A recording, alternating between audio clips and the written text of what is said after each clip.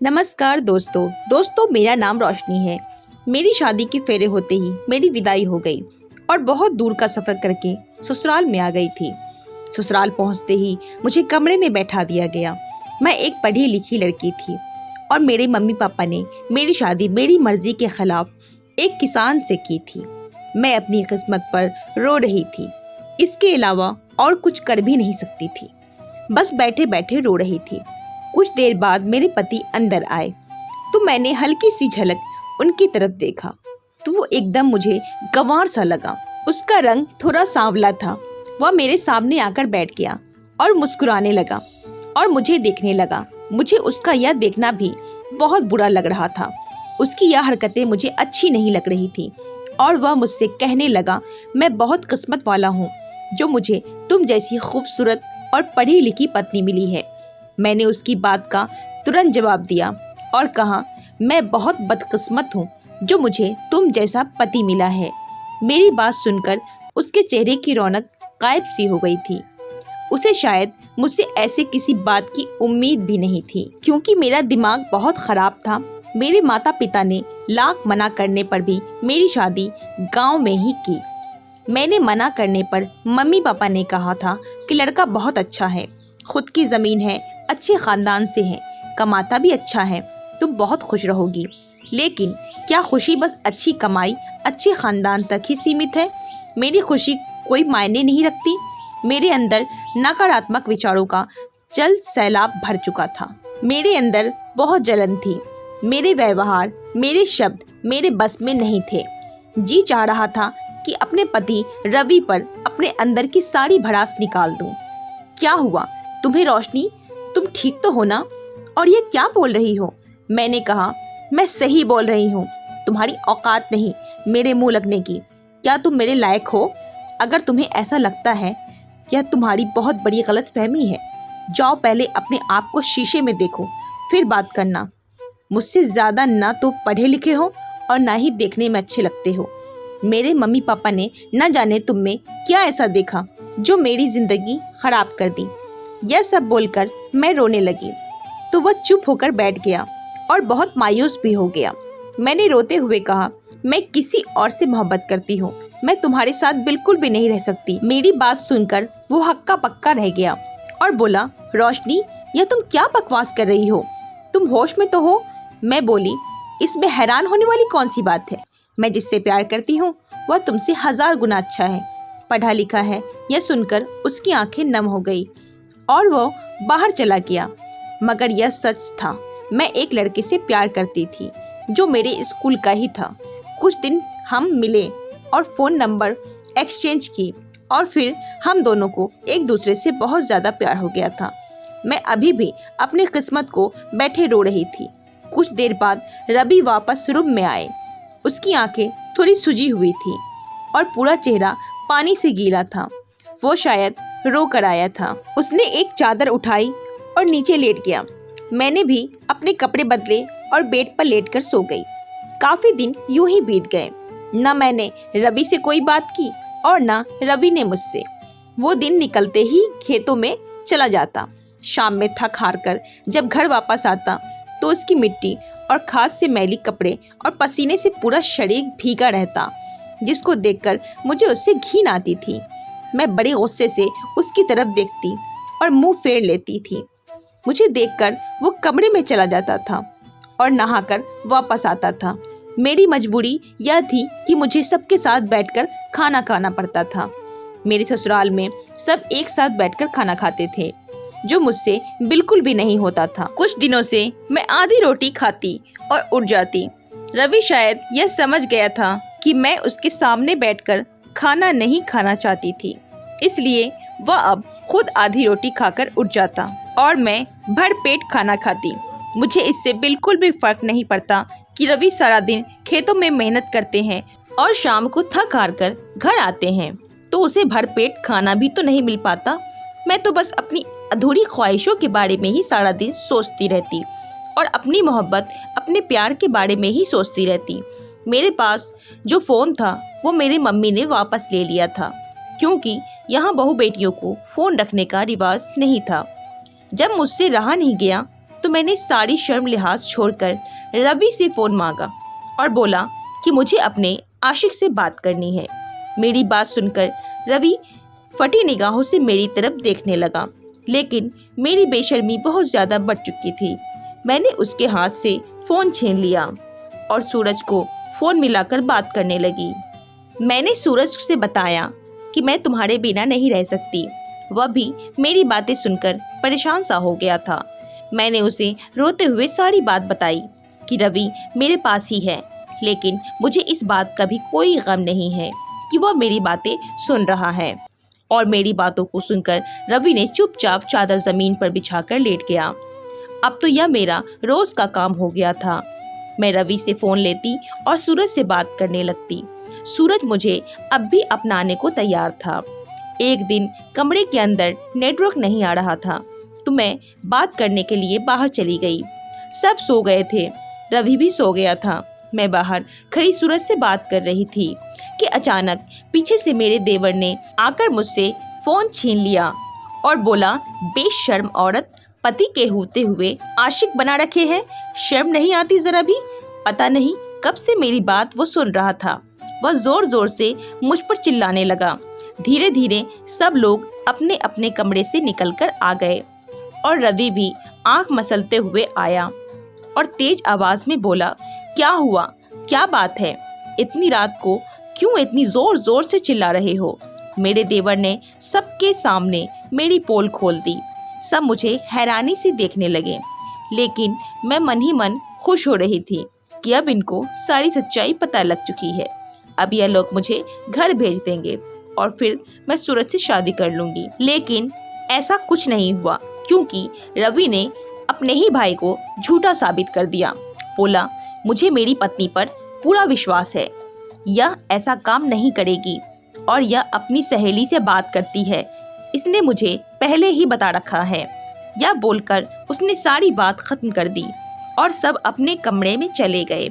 मैं और रवि भी अपने कमरे में आ गए और मैं कमरे में आते ही उससे लड़ने लगी, क्योंकि मुझे इस पर अब और भी ज़्यादा गुस्सा आ रहा था।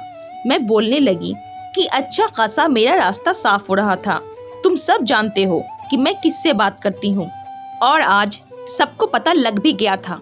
तुम मुझे इस घर से निकाल सकते थे, फिर मेरे मम्मी पापा को मजबूर होकर मेरी शादी सूरज से करनी पड़ती, लेकिन तुम्हारी बकवास ने मेरे सारे रास्ते बंद कर दिए। तुम मुझे छोड़ क्यों नहीं देते?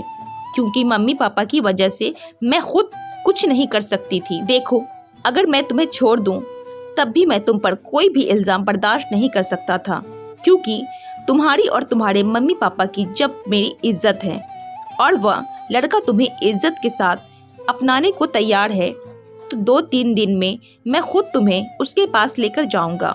उससे बात करके खुद पर सारा इल्ज़ाम लेकर तुम्हें तुम्हारे घर छोड़ दूंगा और तलाक के पेपर भी भिजवा दूंगा। तुम शौक से शादी कर लेना और खुश रहना। यह सुनकर मैं बहुत खुश हुई और पहली बार उसके लिए मेरी भावनाएं बहने लगी। लेकिन मैं होश में आई और सारी बातें सूरज को बताई। वह भी बहुत खुश हुआ और बोला, तुम शहर आ जाओ और अपने पति से तलाक ले लो। पहले हम कोर्ट मैरिज करेंगे, उसके बाद तुम्हारे मम्मी पापा हमें अपनाने के लिए मजबूर हो जाएंगे। मैंने हाँ बोल दिया और 2-3 दिन बाद रवि के साथ सूरज के बताए पते पर शहर पहुंच गई और रवि से बोली, अब तुम जाओ और मुझे तलाक के पेपर भिजवा देना। मेरा और तुम्हारा अब कोई रिश्ता नहीं है, मैं सूरज से शादी करूंगी।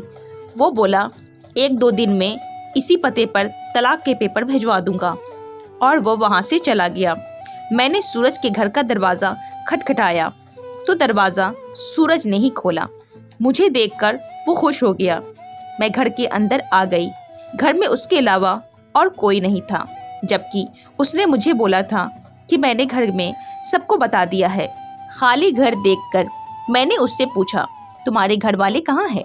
उसने बोला, कमरे के अंदर, आओ बैठो, बैठकर बातें करते हैं। हमने बहुत सारी बातें की और उसने मेरे साथ अपनी फ़ोटो भी ले ली और किसी को भेजने लगा। जब मैंने उससे पूछा कि किसको भेज रहे हो, तो वह बोला, तुम्हारे देवर को, और यह बोलकर नहाने चला गया। कुछ देर बाद उसके फ़ोन पर उसी नंबर से मैसेज आया। मैंने देखा तो उसमें लिखा था, लड़की तो लाजवाब है पर मैं इसकी कीमत 1 लाख ही दूंगा।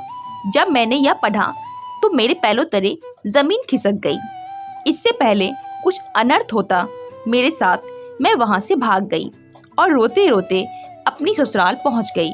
मुझे घर पर देखकर रवि चौंक सा गया और बोला कि अब क्या हुआ? बोल तो दिया था कि पेपर भिजवा दूंगा, अब यहाँ क्या लेने आई हो? मैंने उसको न चाहते हुए भी सारी बात बताई। उसने सारी बात सुन ली। बोला, कुछ नहीं, मैं उसके सामने अपने आप को बहुत छोटा महसूस कर रही थी। थोड़ी देर बाद रात हो गई। वो हमेशा की तरह अपनी चादर नीचे बिछाकर सो गया, लेकिन आज मुझे नींद नहीं आ रही थी। मैं सारी रात रोती रही और रवि के साथ किया गंदा व्यवहार मुझे बहुत परेशान कर रहा था। फिर कुछ देर बाद सूरज का फ़ोन आया। मैंने फ़ोन नहीं उठाया और उसका नंबर भी ब्लॉक कर दिया। कुछ देर बाद सुबह हो गई तो मैंने देखा कि रवि अपने बिस्तर में नहीं है, क्योंकि रात में मैंने सोच लिया था कि सुबह होते ही रवि से माफ़ी मांग लूँगी और फिर उसे अपना लूँगी, क्योंकि उससे ज़्यादा मोहब्बत और खुशियाँ मुझे कोई और नहीं दे सकता था। यह बात मुझे समझ आ गई थी, क्योंकि व्यक्ति की असली खूबसूरती उसके अच्छे व्यवहार से ही होती है और मेरे रवि का व्यवहार बहुत अच्छा था। खैर, शाम हुई और रवि घर आए। मैंने रवि से माफ़ी मांगी। मैं बहुत रोई, लेकिन रवि ने मुझे कुछ नहीं बोला और कुछ पेपर दिए और कहा कि इन्हें पढ़कर इन पर साइन कर देना। मैंने उससे कहा, मुझे माफ़ कर दो, मुझे तलाक नहीं चाहिए, मुझे अब हमेशा तुम्हारे साथ ही रहना है। लेकिन उन्होंने कुछ नहीं बोला और वह चले गए। मैं रोती रही और सोचा रात में फिर से माफ़ी मांग लूँगी। कुछ देर बाद वह कमरे में आए और अपनी चादर उठाकर नीचे सोने लगे। मैंने उन्हें रोका और बोली, आपकी जगह वो नहीं है, आपकी जगह ऊपर बेड पे है। और मैं रवि के पैरों में गिरकर रोने लगी और बोली, मुझे तलाक नहीं चाहिए, मैं तुम्हें नहीं छोड़ना चाहती।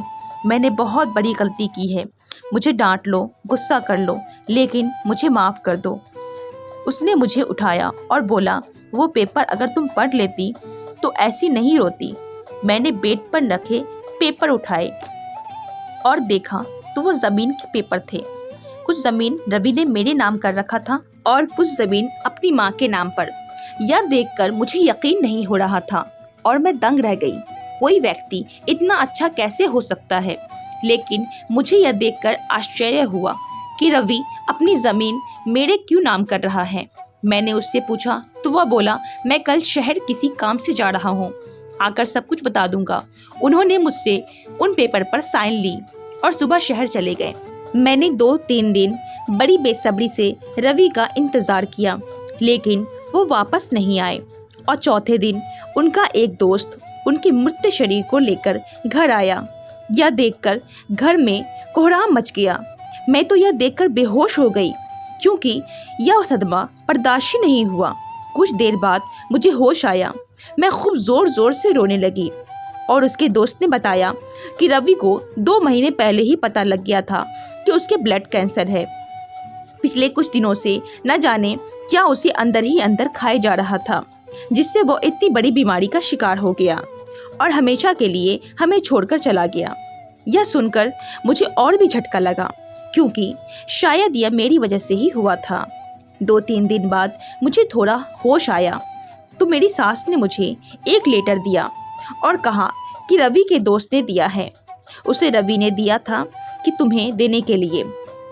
मैंने उससे बोला कि मम्मी, रवि तो अनपढ़ था, फिर लेटर कैसे लिखा? मेरी सास ने मुझे बताया वह बहुत पढ़ा लिखा है। तुम्हें कभी उसने बताया नहीं? मैं चुप रह गई, क्योंकि मैंने कभी रवि से उसके बारे में जानने की कोशिश ही नहीं की थी।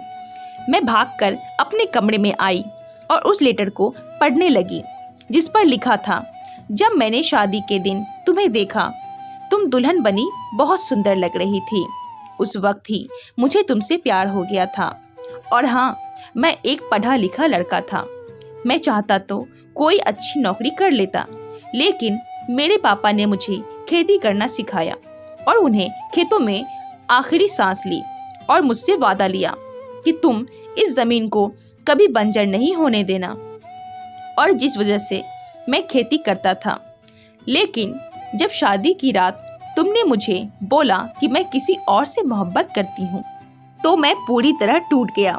मैंने कभी आंसू नहीं बहाए थे, लेकिन जब तुम अपने प्रेमी से बात करती, ऐसी बात जिन पर तुम्हारा पति होने के कारण अधिकार सिर्फ मेरा था, तो मुझे बर्दाश्त नहीं होता और मेरा दिल टूट जाता और मैं खून के आंसू रोता था, और इसीलिए शायद मुझे यह बीमारी हो गई।